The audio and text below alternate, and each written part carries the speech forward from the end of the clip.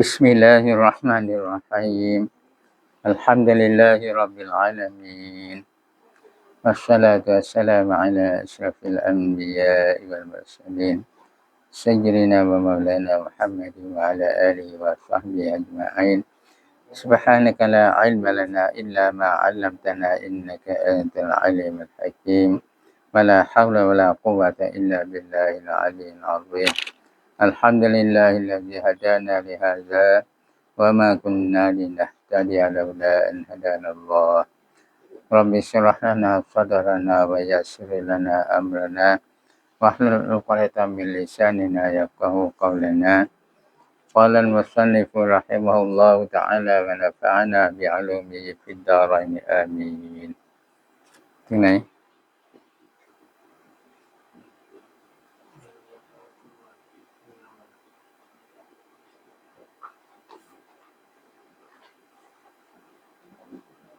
nama amruhun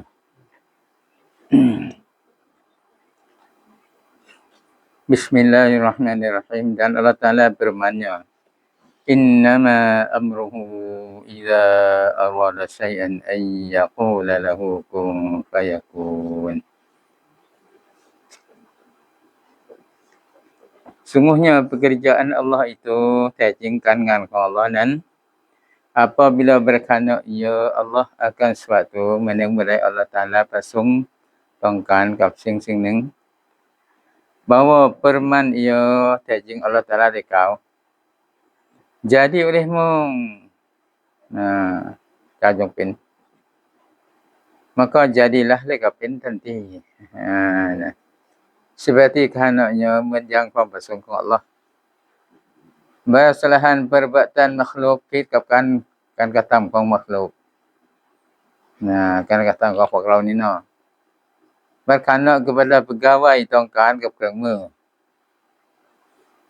ทำอะไรจากเครื่องมือ maka tiada dapat menyurat dengan tiada kalam ดังนั้นจะเขียนไม่ได้โดยที่ไม่มีปากกา seperti tiada dapat mengerat dengan tiada gergaji เหมือนอย่างกับจะตัดไม่ได้โดยที่ไม่มีเลื่อย atau กับเปาะหรือว่าไม่มีขวาน ที่ตัดไม่ได้ที่ตัดไม้สักต้นตัดไม่ได้เอาไม้เลื่อยเอาไม้ขวานเอาไม้ปลา dan lagi pula apabila kasih ia akan seorang hamba-Nya และอีกหลายหลางมันยังบ่ได้อัลเลาะห์ตะอาลารัก kasih ya Allah akan seorang hamba-Nya กับบ่าวของ Allah คนหนึ่ง dibalanya akan dia Allah Taala lung bala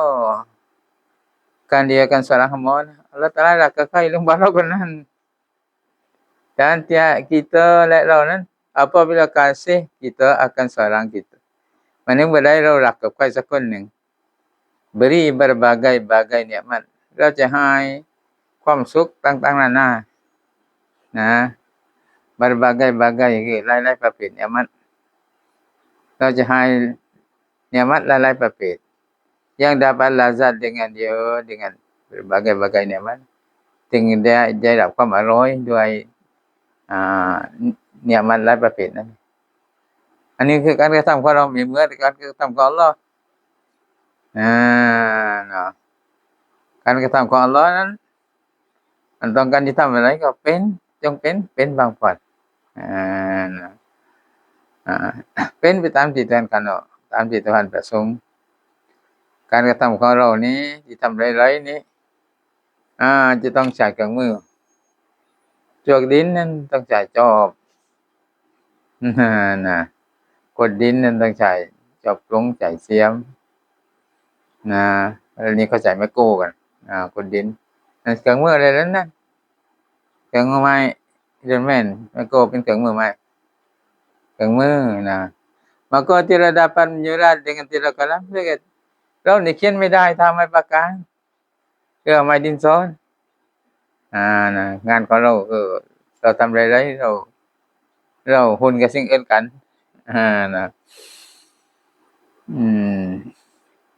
เราสิตัดไม้ต้องใช้เลื่อยต้องใช้ขวานต้องใช้เบสนั่นคือการกระทำของเราที่นั่นอัลเลาะห์รักกับใครสักคนหนึ่ง Lah long bala. Nah. Long bala ได้เลยหลักอันนั้นแหละการกระทำของเราไม่เหมือนการกระทำของอัลเลาะห์เราเวลารักใครสักคนโอ้ยนะให้ความสุขความสบายนะหาหนูมาให้หานี่มาให้นะคืออัลเลาะห์ลงบาลออย่างเดียวนี่ไม่ใช่ว่าคนๆนั้นมันจะอันตรายไม่เป็นผลดีกับมันไม่ใช่เป็นผลดีกับมันเลยคนที่ทุกข์ที่อัลเลาะห์ลงบาลอนี่เป็นผลดีกับมันนะเป็นผลดีเพิ่นล่ะมันจะได้สบายเพราะมันสบายเดี๋ยวมันได้บุญแล้วได้บุญสบายแต่มันนี่รำลึกถึงอัลเลาะห์นี่อัลเลาะห์ตะอาลาลงบาลอแล้วไม่นึกที่เจ็บตีนมั่งคัดมั่ง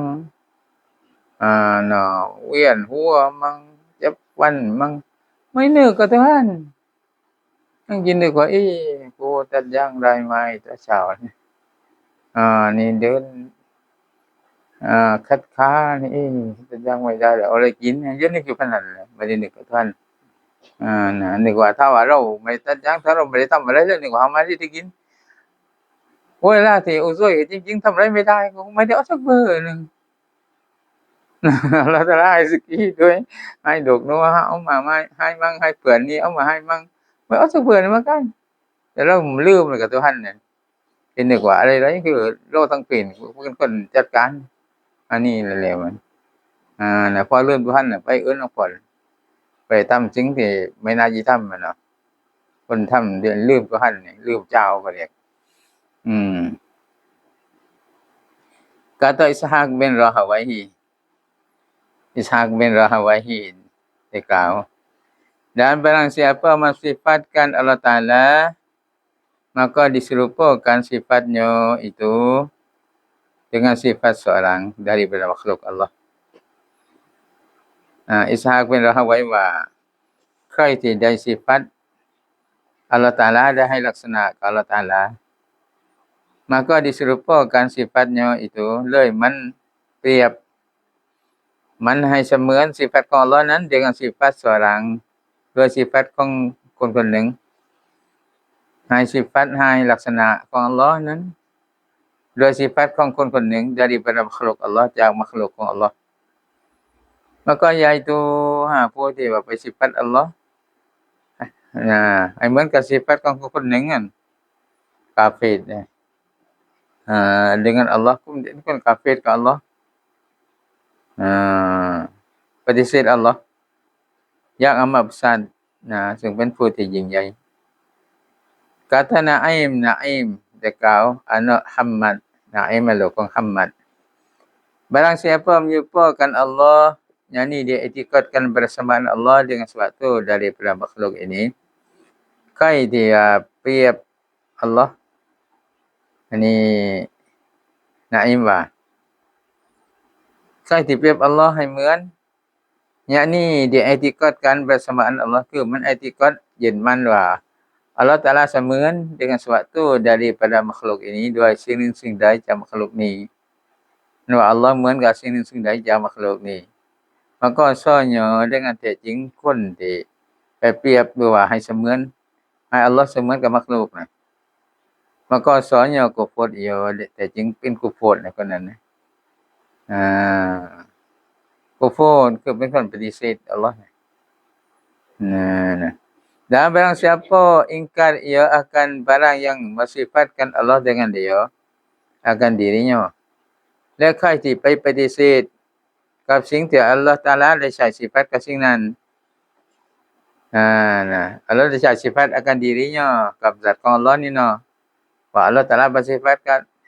วุจูดกิดามบะกอนี่แหละเนาะถึงมันไปปฏิเสธว่าอัลเลาะห์ตะอาลาไม่bersifat กับวุจูดไม่sifat กับกิดามไม่sifat กับบะกอจนกระทั่งจบแล้ว maka soalnya kufur dia ดังนั้นที่จริงกุฟรนะคนนั้นนะสิ่งที่อัลเลาะห์ไม่sifat เราไปหา sifat กับอัลเลาะห์ ว่าสิ่งที่อัลเลาะห์ตะอาลาสิฟัตเราไปปฏิเสธว่าอัลเลาะห์ตะอาลาไม่สิฟัตนั้นกุฟรทั้งเป็นแล้วนะอันนั้นเลย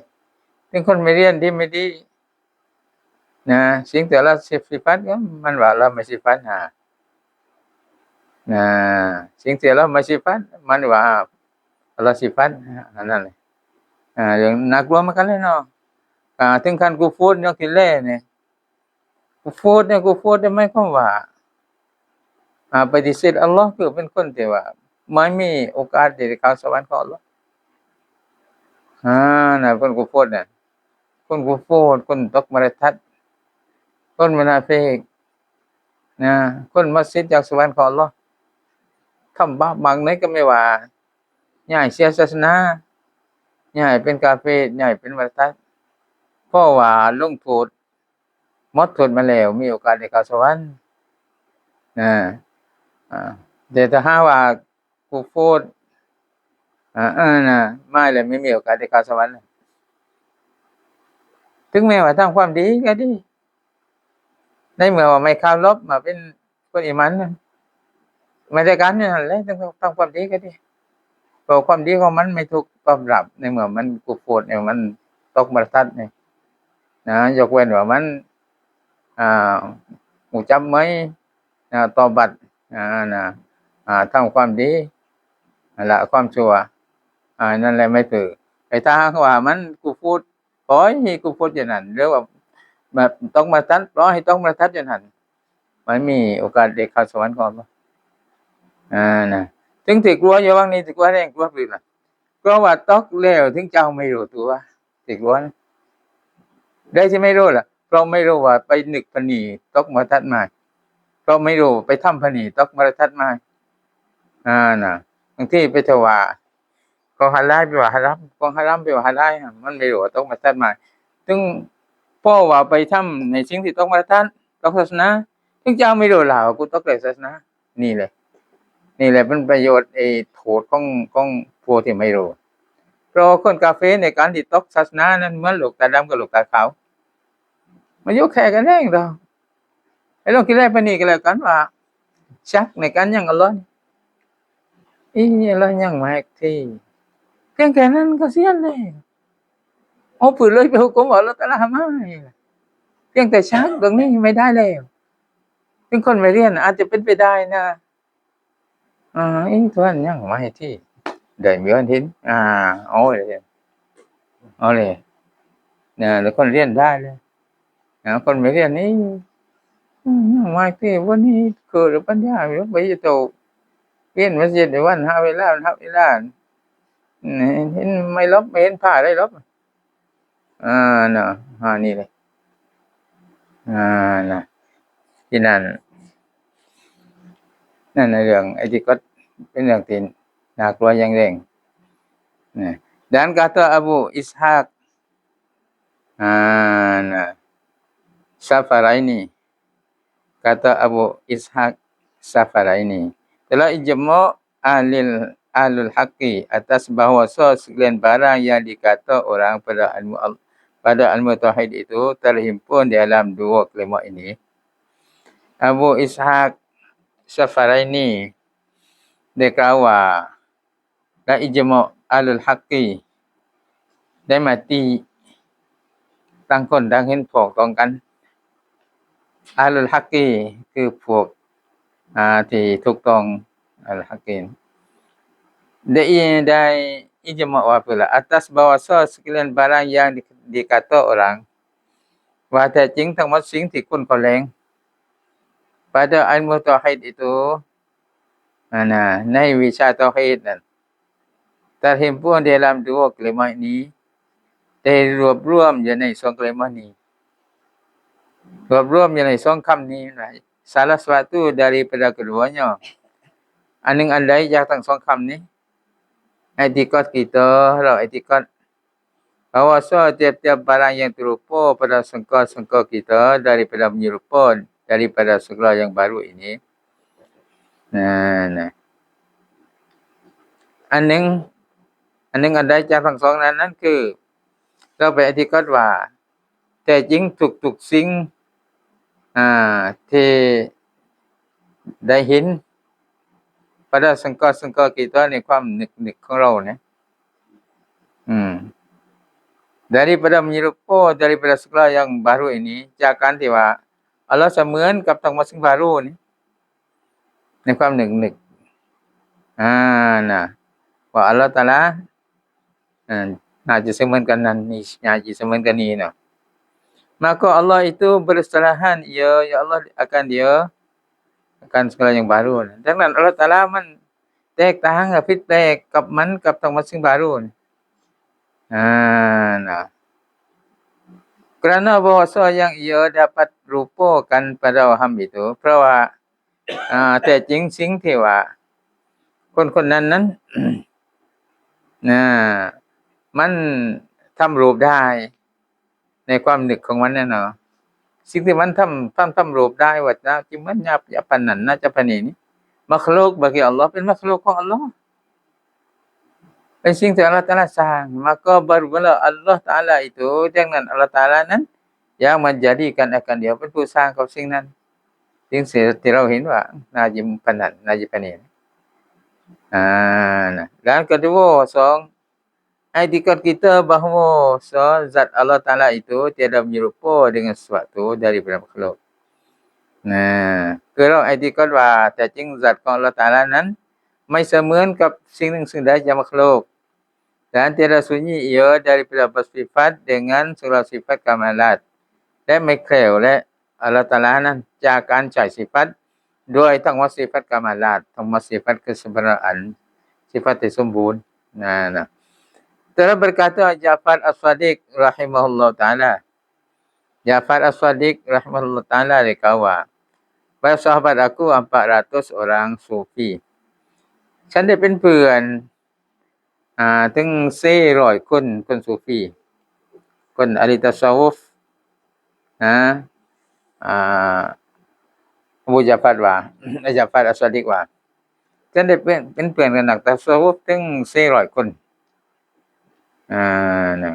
dan aku tanya akan mereka itu daripada 4 masalah และฉันได้ถามพวกเขาจาก4 masalah 4 ข้อความฉันได้ถามพวกเขา maka tiada seorang pun menjawab akan aku เลยไม่มีใครเลยที่ตอบให้กับฉันถามคนโน้นก็ไม่ตอบคนนี้ก็ไม่ตอบ maka duka citalah aku dengan ฉันก็เศร้าใจเนี่ย0 per ถามคนโน้นก็ตอบไม่ได้คนนี้ก็ตอบไม่ได้ kerana yang demikian itu เพราะเหตุนั้นเพราะเหตุที่ว่ามันไม่ใครตอบให้กับมันน่ะเนาะ maka aku melihat akan Nabi sallallahu alaihi wasallam pada mimpiku ดังนั้นฉันก็ได้เห็นนบีศ็อลลัลลอฮุอะลัยฮิวะซัลลัมในฝันของฉันฝันเห็นนบี maka bertanya ia akan halku เลยนบีนั้นได้ถามถึงสภาพของมันอย่าพลาดสวัสดีกันมันฝันเห็นนบีถึงในฝันนั้นนบีถามทำสภาพของมันว่าpan pemang nah maka aku khabarkan akan dia dengan demikian itu likaฉันก็บอกให้กับนบี dengan demikian itu กับสิ่งเดียวนี้คือการที่ว่าฉันอยากรู้ใน4ประการนั้นถึงไปถามอะลีซูฟี400คนไม่มีใครตอบได้ maka sabdanya oleh Nabiกล่าวว่า tanyakan olehmu akan aku เจ้าจึงถามฉันให้นบีว่า akan masalahmu itu ke masalah ของเจ้านะmasalah ของเจ้านะ masalah ปัจจุบันคือ maka berkata aku baginya dekatฉันJa'far นั้นแต่กล่าวbaginya bagi Nabi ฉันกล่าวกับนบีว่า apa hakikat tauhid อะไรตัวแท้ของเตาฮีด dan apa had akan และอะไร had akan yakni ta'rif akan ta'rif ของอาการta'rif ของคำว่าปัญญาคำนิยามของปัญญาว่าหรือ dan apa had tasawuf และอะไร ta'rif ของ tasawuf ta'rif ว่าคือคำนิยามของ tasawuf ว่าหรือ dan apa hakikat faqih และอะไรตัวแท้ของคำว่า faqih คำว่าจน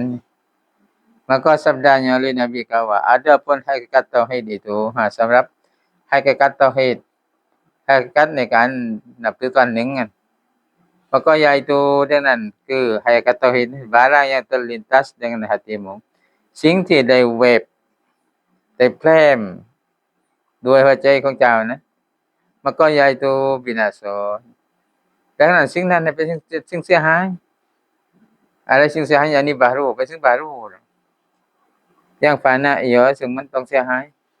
สิ่งที่มันคิดแวบแพร่มอยู่ในใจนะเป็นสิ่ง baru เป็นสิ่งเสียหาย Bermula Allah SWT bersalahan bagi yang dipilih itu. Allah Ta'ala นั้นมันผิดแปลกแตกต่างกับสิ่งดังกล่าว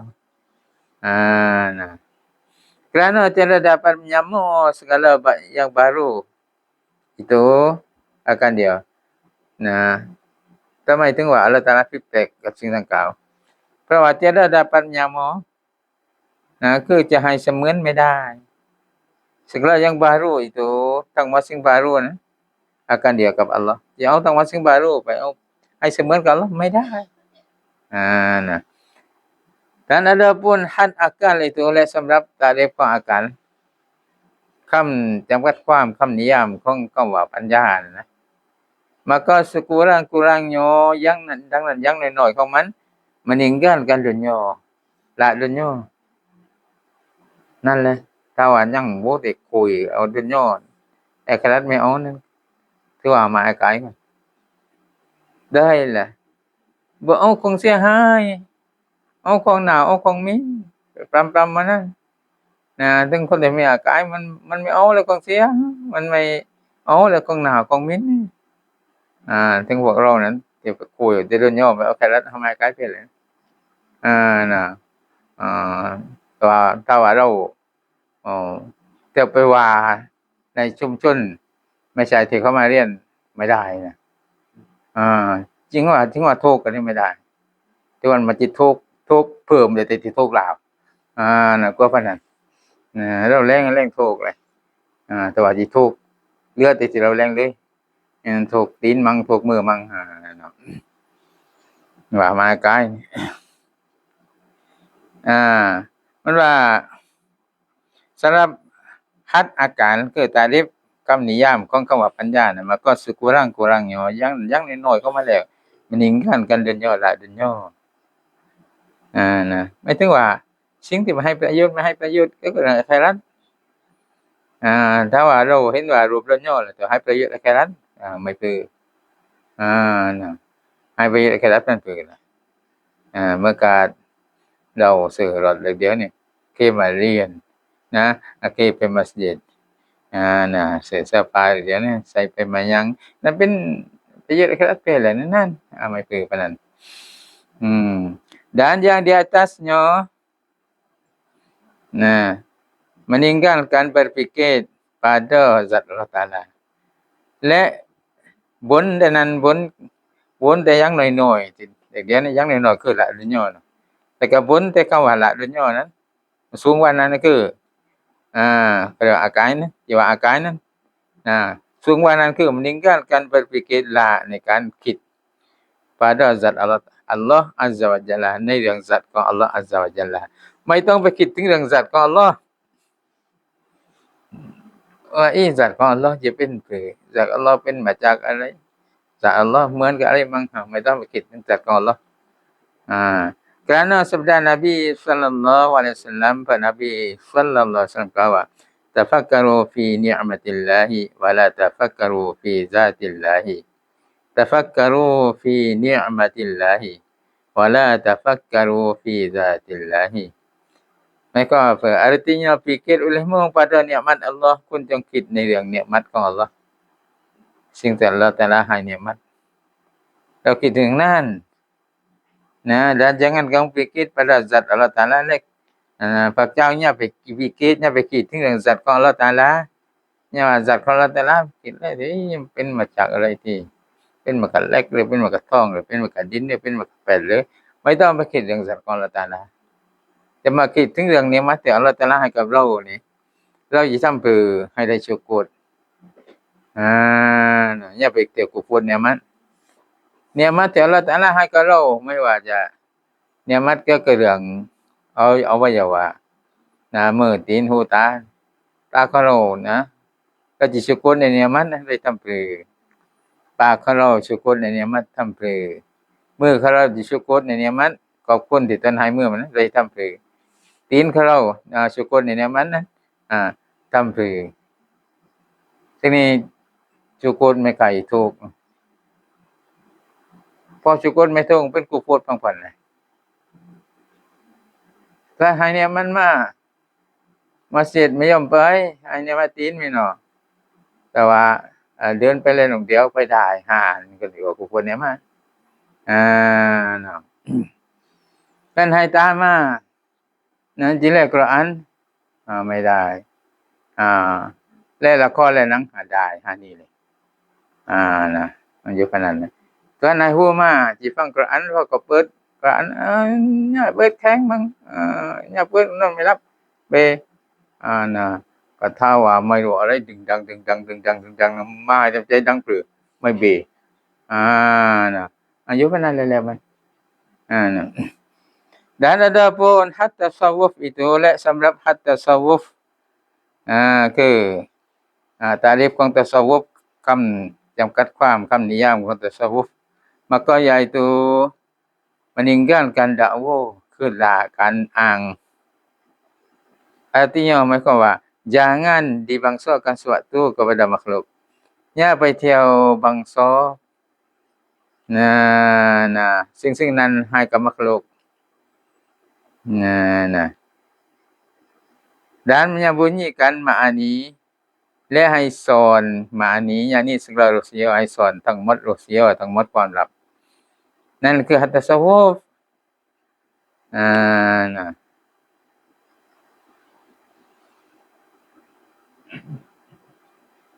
nah kan bangsa sesuatu kepada makhluk ไปเที่ยวประเภทสิ่งหนึ่งให้กับ makhluk อันนั้นของคนนั้นอันนั้นของคนนั้นนะไม่ใช่hakikat มันอยู่ขนาดที่นะคือคล้ายๆกับว่านะเรานะเป็นผู้ที่ดูแลในอามานะห์ที่อัลเลาะห์ตะอาลาฝากเราไว้นะถึงกับเราไปหาว่าของคนนั้นเลยนั่นดินใครล่ะนะดินแม่น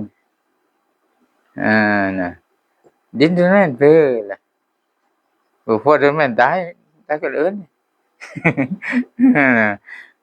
นะdan menyembunyikan ma'ani และก็สอน ma'ani อย่างนี้segala rahsia ทั้งหมดความลับนะนั่นคือเราอย่าไปเที่ยวบอกเพื่อนเที่ยวลาวคนนะเรื่องของใครเหลืองใครก็ไม่ว่านะถ้าเดี๋ยวบอกเรื่องคนนู้นเดี๋ยวเล่าเรื่องคนนี้คนนั้นไม่tasawuf nah dan ada pun hakikat fakir itu oleh hakikat fakir hakikat ความจนที่ว่านั้นมันก็yaitu bahwa tiada engkau memilih akan sesuatu คือคุณไม่ได้ปกครองสิ่งหนึ่งสิ่งใด dan tiada memilih akan dikau oleh sesuatu และไม่มีสิ่งหนึ่งสิ่งใดมาปกครองคุณไม่ได้ปกครองไม่ได้milih สิ่งหนึ่งสิ่งใดและสิ่งหนึ่งสิ่งใดก็ไม่มาปกครองคุณนั่นแหละคือ hakikat fakir nah dan redha engkau pada kedua hal itu และคุณพอใจในสองสภาพนั้นสภาพที่ว่า